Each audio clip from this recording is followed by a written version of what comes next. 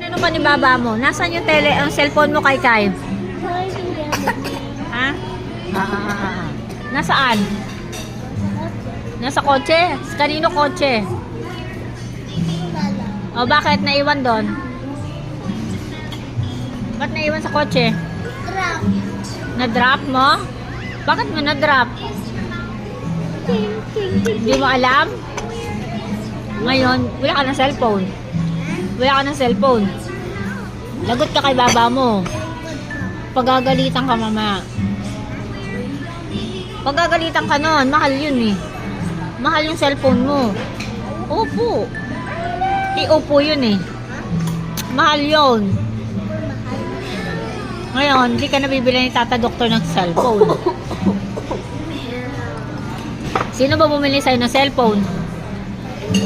O si Tata Doktor. Paano ngayon yan? Ano